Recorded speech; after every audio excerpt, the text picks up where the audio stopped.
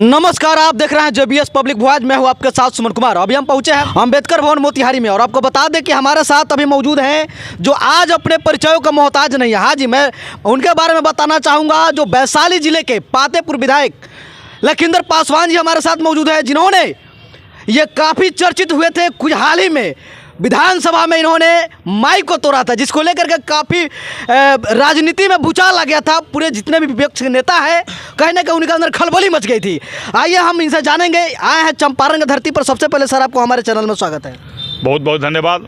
और ख़ासकर चंपारण की धरती, सबसे पहले महात्मा गांधी जी ने जब आंदोलन देश के अंदर शुरू किया था देश की आज़ादी के लिए, तो वही चंपारण की धरती है जिस मिट्टी को नमन करके उन्होंने आंदोलन शुरू किया था।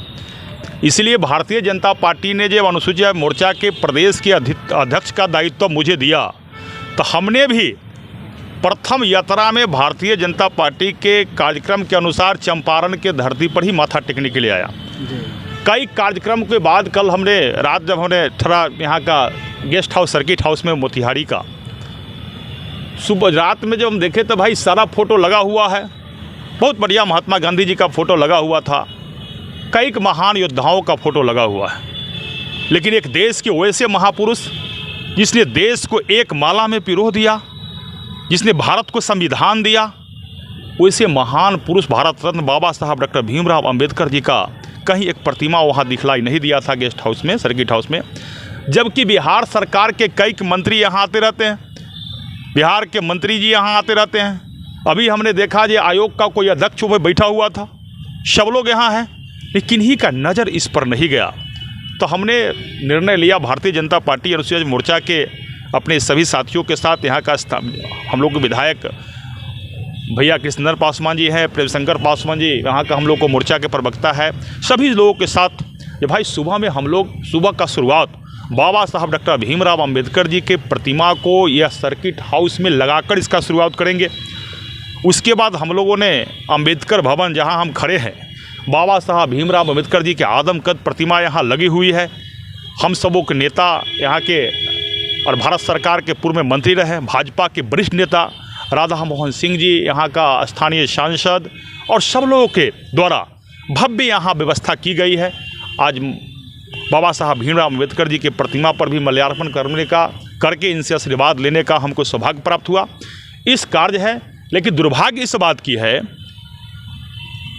अन्य बिहार के पार्टियां जो कहती है जो भारतीय जनता पार्टी आरक्षण विरोधी है, वैसे लोगों से मैं पूछता हूं सवाल, जब ये चंपारण के धरती पर ये गेस्ट हाउस है, आखिर आज तक बाबा साहब भीमराव अंबेडकर जी की प्रतिमा क्यों नहीं लगी? कौन दोषी है इसके लिए? कौन लगवाता है यहां पर? लेकिन क्यों नहीं लगी? लेकिन इसका शुरुआत हम लोग सौभाग्यशाली है, जब भारतीय जनता पार्टी के सभी साथियों के साथ लगाने का सौभाग्य यदि हम लोगों को प्राप्त था, इसलिए हम लोगों ने सभी साथियों के साथ लगवाया। चंपारण दौरा कैसे हुआ सर? एक दलित की हत्या हो गई थी। बच्चा पासवान जी सामाजिक कार्यकर्ता, पंचायत समिति के सदस्य, आदापुर में उनका हत्या हो गया। एफआईआर में 10 लोगों को नाम दर्ज हुआ था, लेकिन मात्र 1 लोग को गिरफ्तारी हुई। कल हम लोग अनुसूचित मोर्चा प्रदेश के सभी साथियों के साथ और वहाँ के अध्यक्षों के साथ हम लोग आदापुर कल गए थे और जाकर उसके पीड़ित परिजनों से हम लोगों ने मिला। काफ़ी भयभीत था, उनको डर था। उनका एक बेटी है, 3 बेटा है। उनको डर था जो हमारे पिताजी को 7:15 बजे दिन में श्यामपुर चौक पर हत्या की गई, हमारी परिवार के लोगों को सुरक्षा कौन देगा? वहाँ का स्थानीय एसपी से हमने बात किया।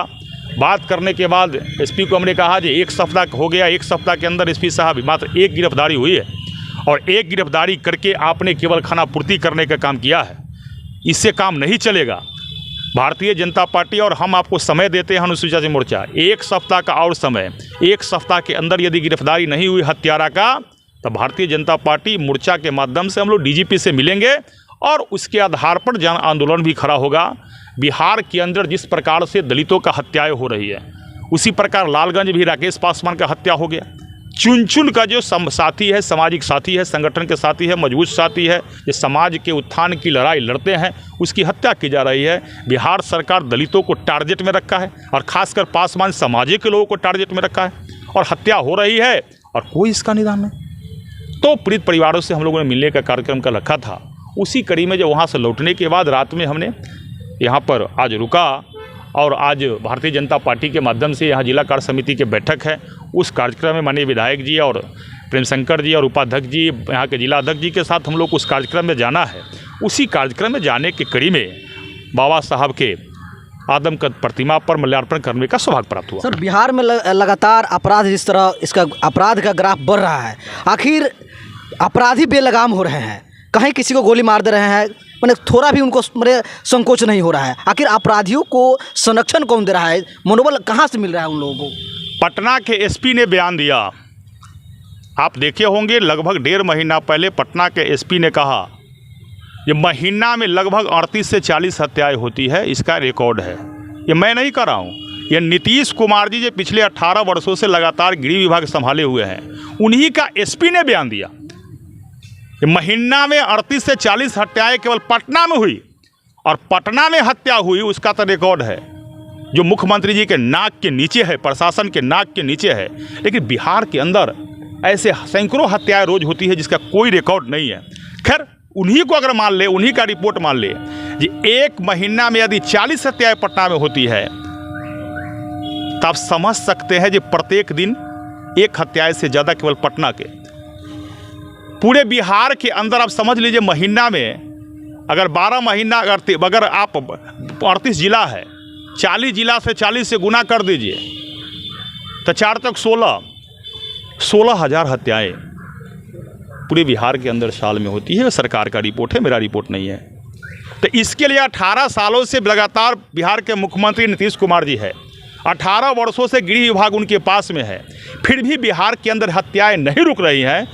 तो नीतीश कुमार जी के एक दिन 24 घंटा भी नैतिकता के आधार पर मुख्यमंत्री रहने का कोई अधिकार नहीं है।